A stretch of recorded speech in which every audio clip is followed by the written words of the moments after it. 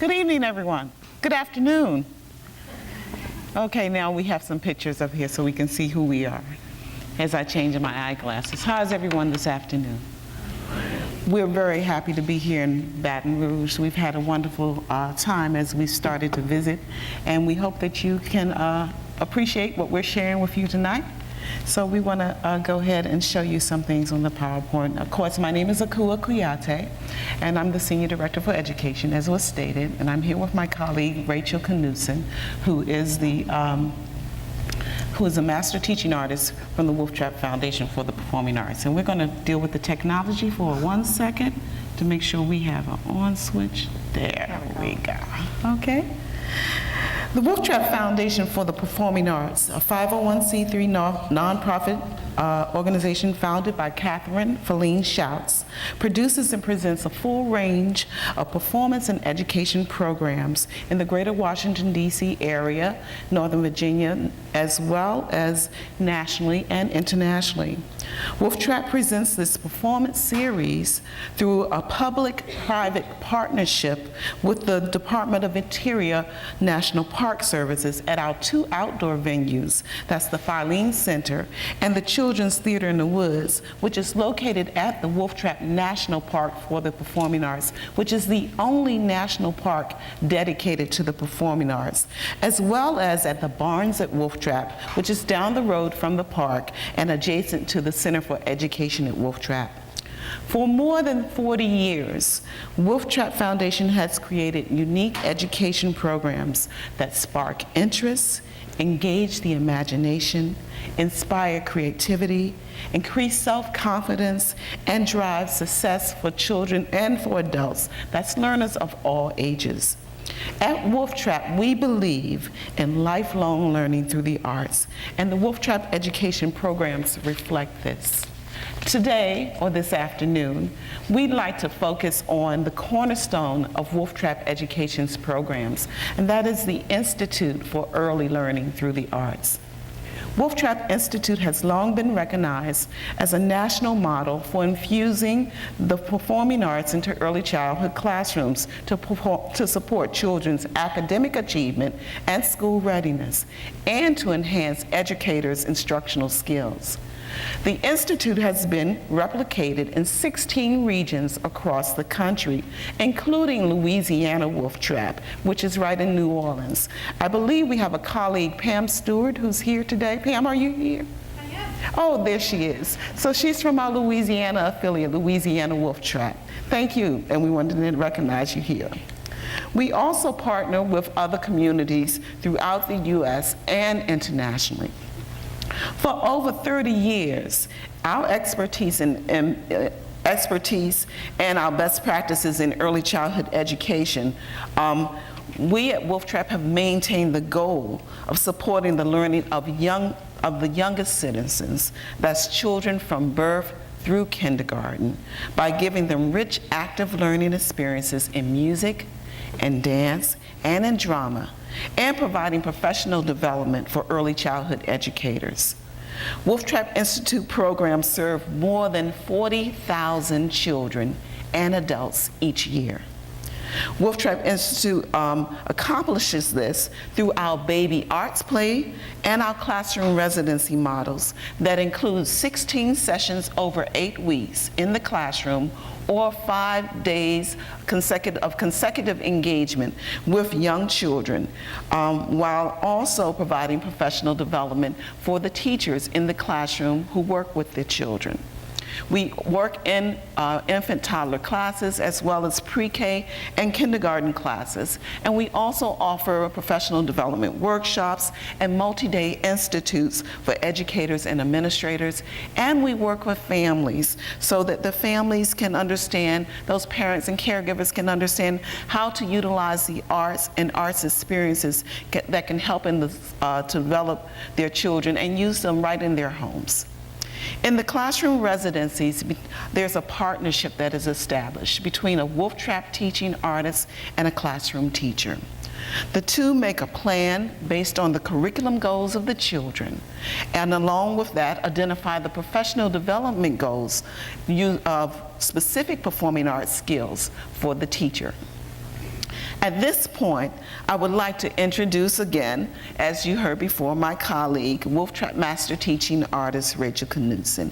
Rachel holds a master's degree in dance education from George Washington University, as well as a Maryland Educator Certificate, and has taught and performed in the Washington metro area for more than 20 years. Rachel also attended the Teachers Institute at the Creative Dance Center in Seattle, Washington, and she danced professionally with Pacific Northwest Ballet. She also studied at Jacob's Pillow and American Dance Festival. As a Wolf Trap Master Teaching Artist, Rachel develops and leads workshops for early childhood educators that provide strategies for integrating movement and dance with early childhood curriculum domains.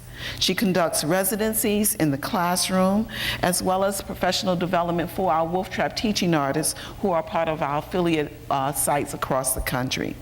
Rachel will share with you and demonstrate how the dance arts are incorporated in children's learning through the Wolf Trap Institute models and practice. Rachel? Thank you, Akua.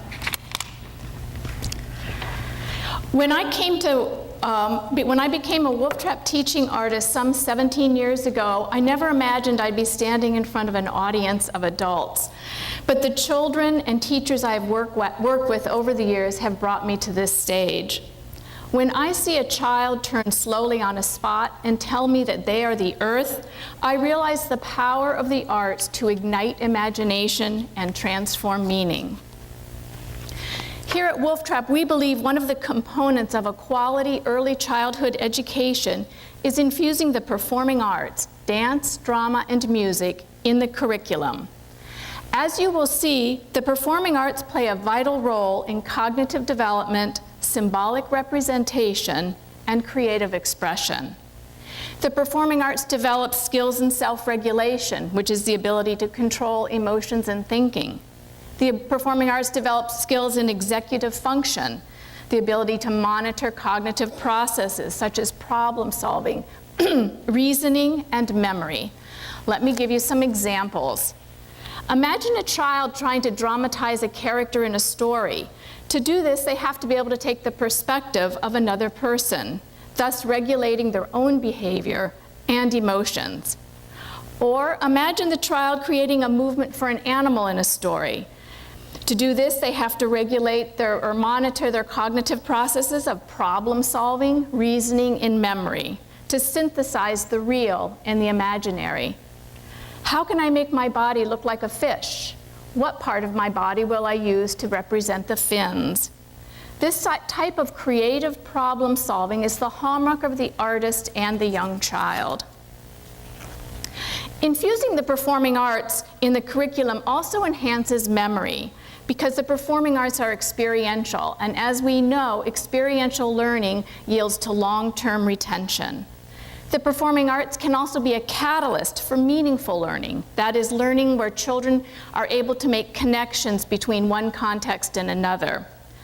I remember after a lesson on the dance element of pathway, which is making curved, straight, and zigzag lines in space, that a child reported to his teacher, "My daddy paints in straight pathways."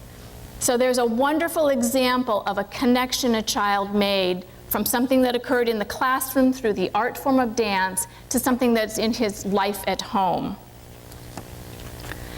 If you think about it, movement is the first language of children. It's how they first explore the world, reaching and grabbing, pushing and pulling, rolling and crawling. In dance, we call this developmental movement.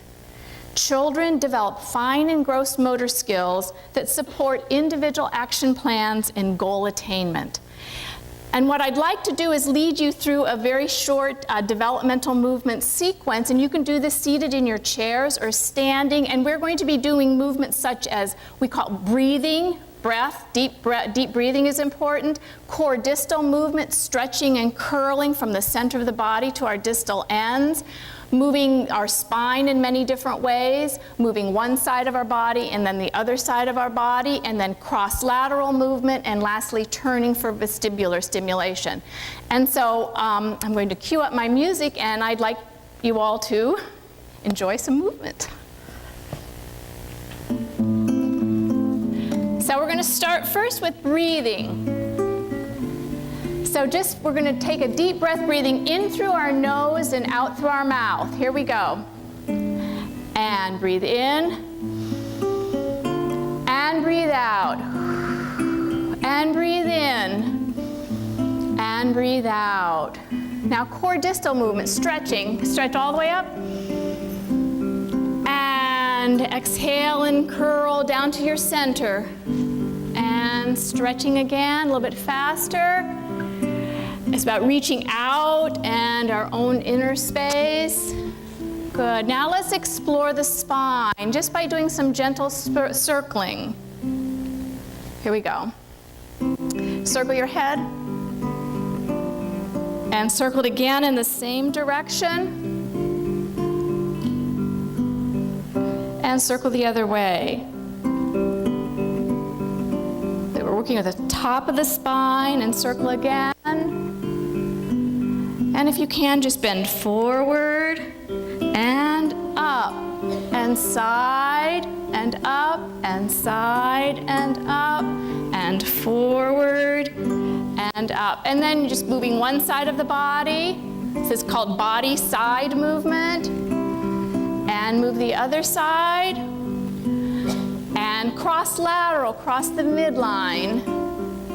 And you can explore twisting is a great way to open up the spine. And lastly, we would do turning. And let's complete by just taking some deep breaths in and out. Good. All right. So that's a very brief exploration of developmental movement.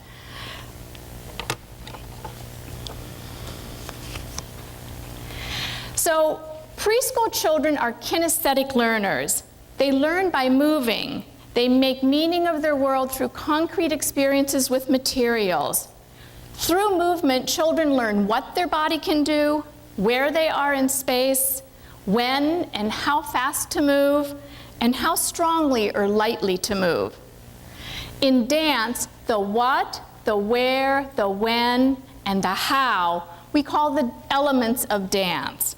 These elements, body, space, time, and energy, are the tools the dance artist uses to infuse the art form in the curriculum.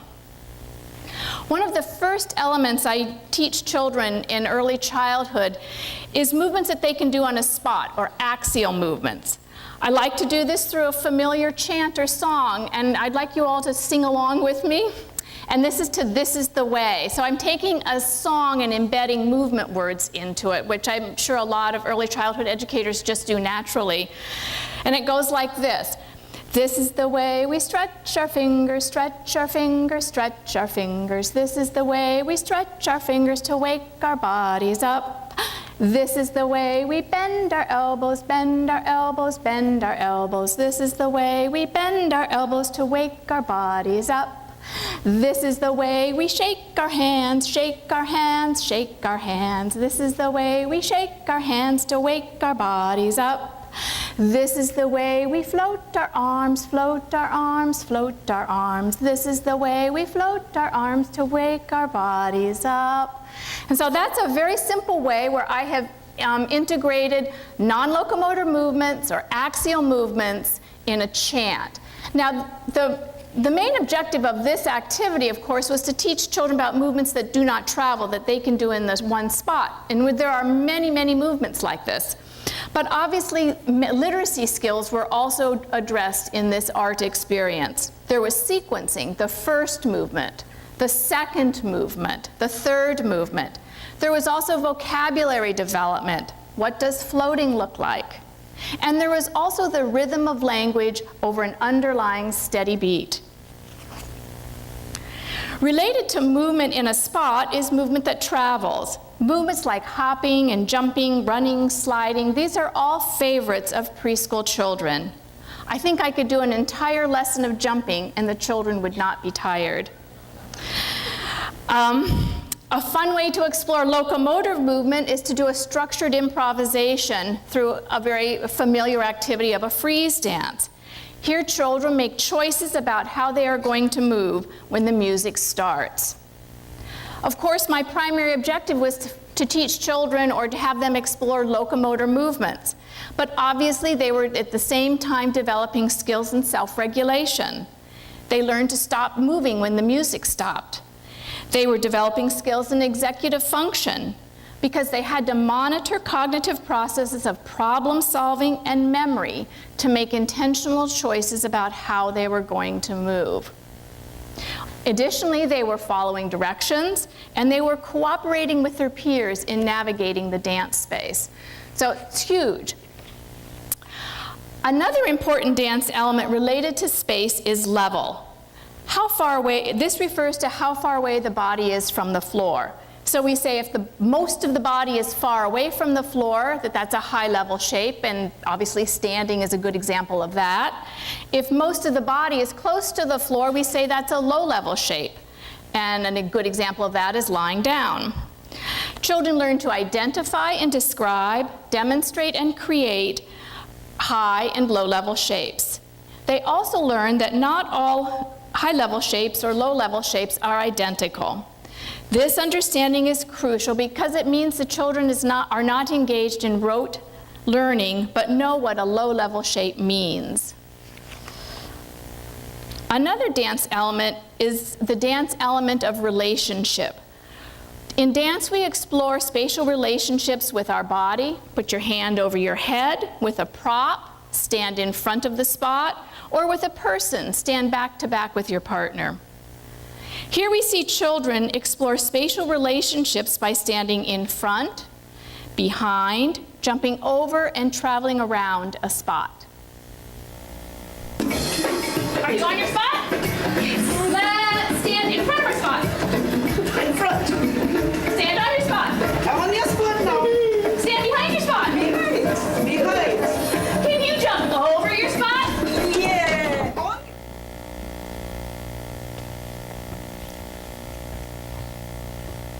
So another really important relationship that we also like to emphasize at the Wolf Trap Institute is that relationship between the classroom teacher and the teaching artist. This is the process that facilitates the teacher taking on arts-infused active learning experiences that she can work with her children. By empowering teachers with strategies and techniques in the performing arts that support the curriculum goals for children, whether they be emergent literacy, language and social emotional development, or the foundational skills of science, technology, engineering, and math, also known as STEM, we are really making a positive impact on children's learning in the classrooms we serve, as well as the subsequent group of children that teachers who participate in Wolf Trap classes and residencies instruct. Effective professional development for educators has a direct correlation to student learning.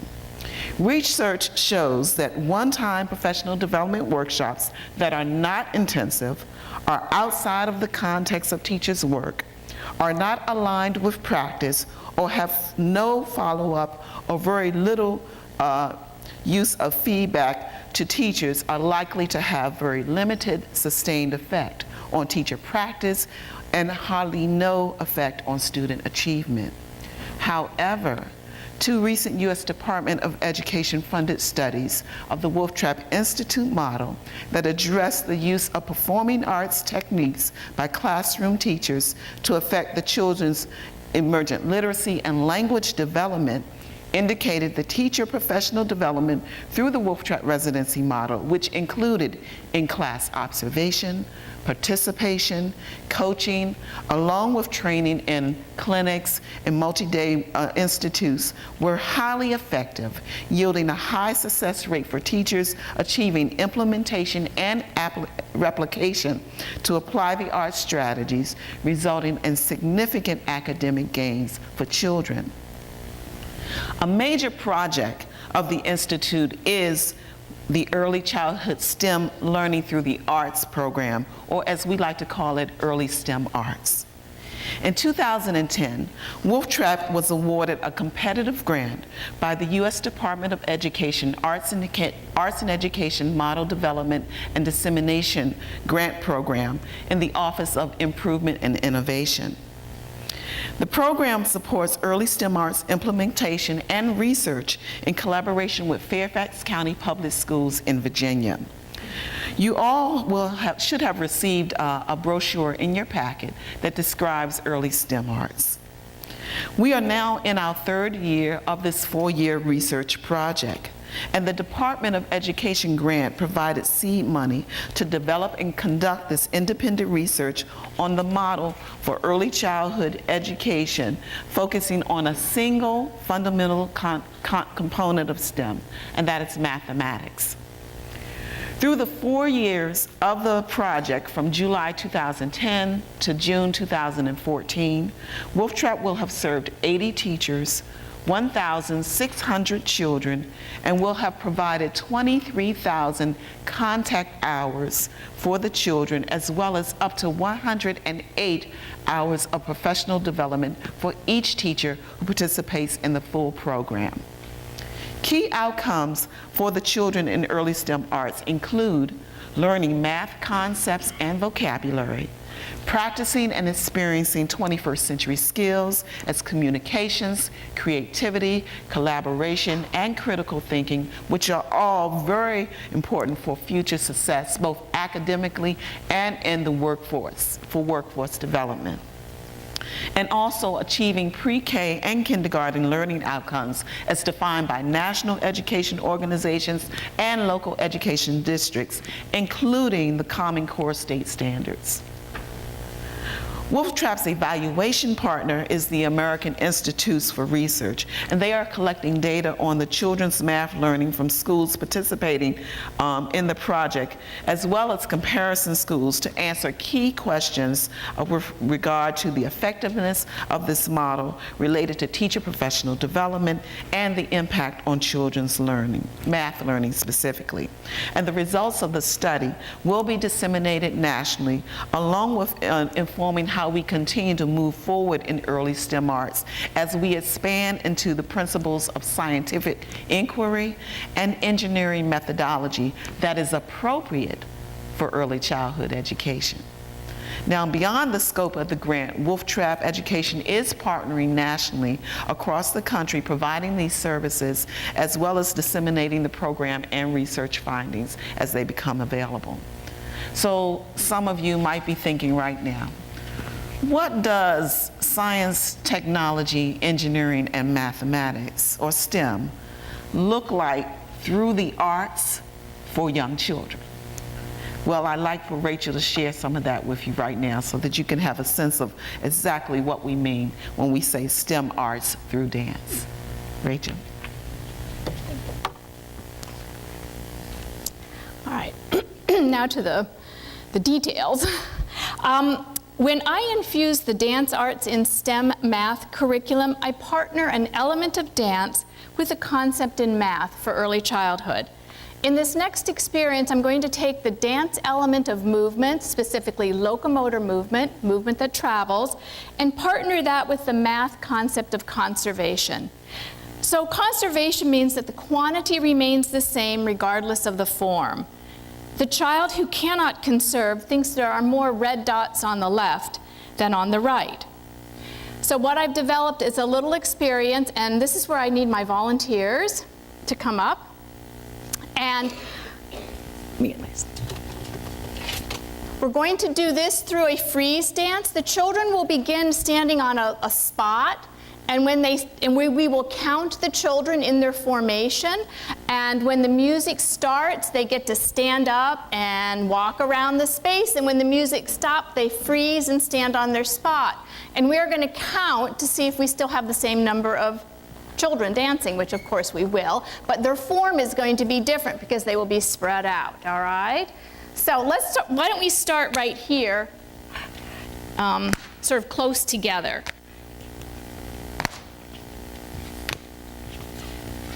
And you can spread them out if you need, do we have enough spots for everybody? There we go. All right.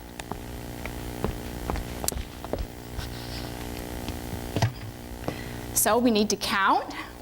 1, 2, 3, 4, 5, 6, 7. And I would be more deliberate about that with young children. So we have 7 friends dancing, and now when the music starts, you are going to, where's my remote? Here. You're going to pick up your spot and dance around the space, traveling, doing locomotor movement, which is the art form, and when the music stops, you're going to freeze and stand on your spot, and we're going to count. And so try to spread out a little bit, but don't fall off the stage. All right, here we go. Here we go. Go. And you.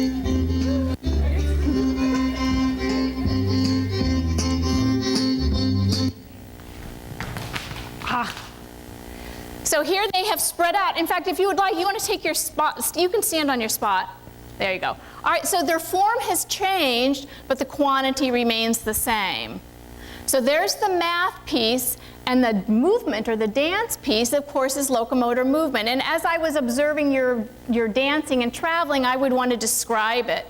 Like I could say, I see walking, I see jumping, I see hopping, and you will see lots of jumping. All right, let's do it one more time, okay? Here we go. Sliding, skipping,